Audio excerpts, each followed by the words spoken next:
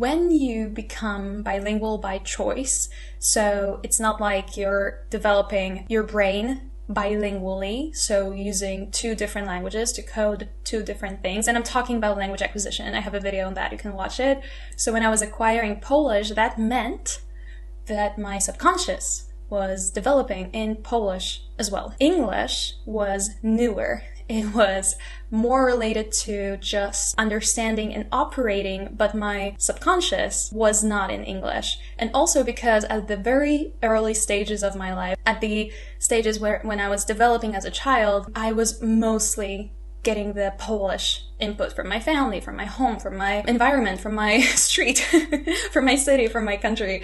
I would develop myself as a Polish person. So Polish was always linked to my core. Speaking about emotions in Polish and speaking about things that were really important to me would trigger a lot of emotions sometimes. So even speaking about something, like imagine having a fight with your mom and fighting in Polish or your native language, or speaking about something in your native language, you are prone to getting more emotional because this is language that is your native language. So it's linked to the emotions, like when you get angry, you spoke that language. When you were sad, you spoke that language. When you were happy, you spoke that language. English, however, always had a little bit of emotional distance. Even though it was the language of my soul, I would always see it as a safer one.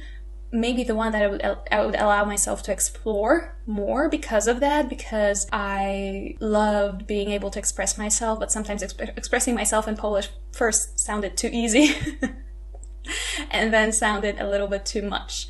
English was perfect because English was distant, it had a different sound system, it had a different part of my life, a different part of my brain, and a different part of my heart, and I was still myself speaking about different things, and I would eventually, through exposure and practice, I would develop this emotional connection, not because I didn't have like my emotional connection to English, but I would develop this emotional connection when I would talk about something that it would actually like really trigger those emotions. And when it comes to my therapy, because I mentioned I have two therapists, I needed to start therapy in Polish first. I started my therapy in 2019. I have a video on that. I started in 2019 when my mom passed away, and that was an obvious choice, a no-brainer, because my mom was Polish and my relationship to her was Polish. But there were still moments when I needed my English side of the brain